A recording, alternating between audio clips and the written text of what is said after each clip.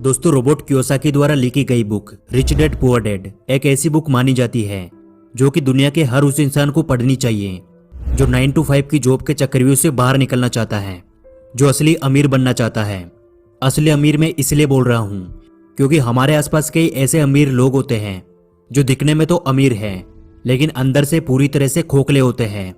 और ये सब कुछ आपको आगे समझ आएगा कि आप उन लोगों की तुलना में कितने अच्छे हो जो खुद को अमीर दिखाते हैं लेकिन वास्तव में होते नहीं है। रिच डैड पुअर डैड एक ऐसी बुक है जिसको पढ़ने के लिए कई सक्सेसफुल बिजनेसमैन और कई सक्सेसफुल लीडर्स सलाह देते हैं। मैंने आज से लगभग 19 साल पहले एक बुक पढ़ी थी। उस बुक का नाम है रिच डैड पुअर डैड। एक बहुत फेमस बुक है रिच डैड पुअर डैड, अगर आपने पढ़ी। और आखिर इस बुक में ऐसा कौन सा अमीर बनने का राज छिपा है जो कि इसे इतना खास बनाता है? दोस्तों, रॉबर्ट जब 9 साल के थे तब उनकी स्कूल के कुछ अमीर बच्चे अपने वीकेंड को एंजॉय करने के लिए अपने एक अमीर दोस्त के साथ समुद्र किनारे बने हुए घर जा रहे थे। लेकिन उन्होंने रॉबर्ट को इनवाइट नहीं किया क्योंकि रॉबर्ट गरीब थे और इस चीज का रॉबर्ट को बहुत बुरा लगा और वो अपने घर जाकर अपने डैडी से बोले, डैडी क्या आप मुझे बता सकते हैं कि अमीर कैसे बना जाता है? लेकिन इस बात का उनके डैडी के पास कोई जवाब नहीं था।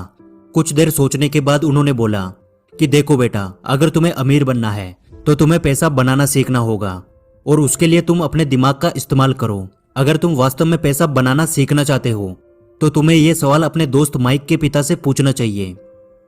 और यही से रॉबर्ट की लाइफ में एंट्री होती है माइक के पिता की, जिन्हें वो अपने मुंह बोले पिता मानते हैं और जिन्हें वो रिच डैडी बोलते हैं।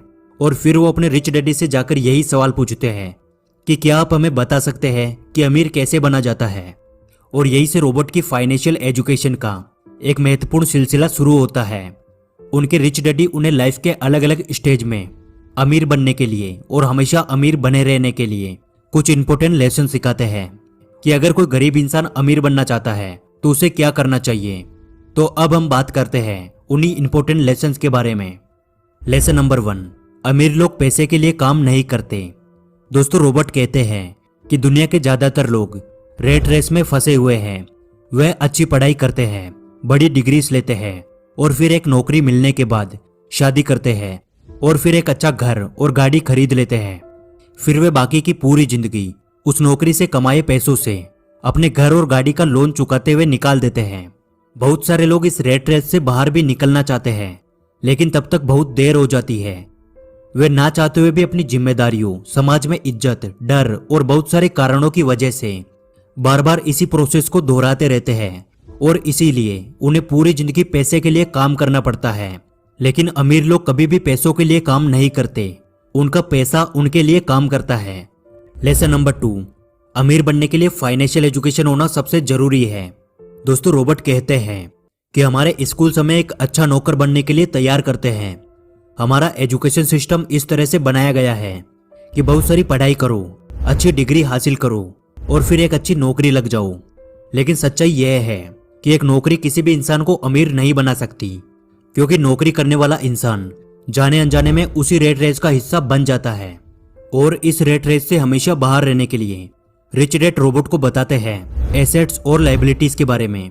एसेट्स वो चीज है जो हमारी जेब में पैसा डालती है और लायबिलिटीज वो चीज है जो हमारी जेब से पैसा निकालती है। एग्जाम्पल के लिए, आपने एक कार खरीद कर उसे किसी ऐसे काम पे लगा दिया जहां से हर महीने उसका पैसा मिलता है, उसका किराया मिलता है, तो उसे एसेट्स कहते हैं क्योंकि वो कार आपकी जेब में पैसा डाल रही है। और वही आपने लोन पर एक कार खरीद कर उसको अपने घर में खड़ा कर दिया तो उसे लायबिलिटीज कहते हैं क्योंकि वो कार आपकी जेब से पैसा निकाल रही है।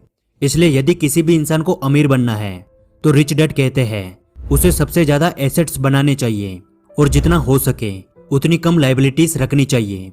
और ये बातें हमारे एजुकेशन सिस्टम में कभी भी नहीं सिखाई जाती। नंबर 3, अपने खुद के काम पर फोकस करें। दोस्तों, रॉबर्ट बताते हैं कि जब भी मैं किसी इंसान से पूछता हूँ कि आप क्या काम करते हैं तो जवाब मिलता है कि मैं बैंकर हूँ, मैं डॉक्टर हूँ या फिर मैं टीचर हूँ। तब मैं उन्हें पूछता हूँ कि क्या आपका खुद का स्कूल है, क्या आपका खुद का हॉस्पिटल है या फिर क्या आपकी खुद की बैंक है? तो उन सभी का जवाब बिल्कुल सेम होता है, नहीं मैं वहां जॉब करता हूं। तो रॉबर्ट कहते हैं यानी वहां आप एक नौकर हैं। तो आपका खुद का काम क्या है? आप अपने लिए क्या काम करते हैं? तो जवाब मिलता है कुछ भी नहीं।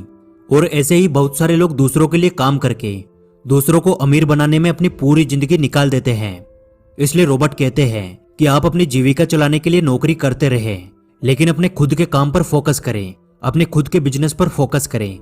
भले ही आप कोई बड़ी कंपनी खड़ी ना करें, लेकिन आप अपने लिए कुछ ऐसे एसेट्स तैयार करें जो कि आपके खुद के हो, जो आपको अमीर बनाए। लेसन नंबर 4, हमेशा सीखने के लिए काम करें, पैसे के लिए काम ना करें। रॉबर्ट कहते हैं कि मेरे पुअर डैड को हमेशा उनकी नौकरी की चिंता रहती थी। वो सुबह टाइम से पहले ही ऑफिस के लिए निकल जाते थे और इसी रेट रेस को, यानी इसी प्रोसेस को वो पिछले कई सालों से दोहरा रहे थे। शुरुआत में मुझे लगता था कि शायद वो अपने काम को बहुत ज्यादा पसंद करते हैं, लेकिन बाद में मुझे समझ आया उन्हें नौकरी से निकाले जाने का डर और सैलरी काटे जाने का डर ये काम करवाता था।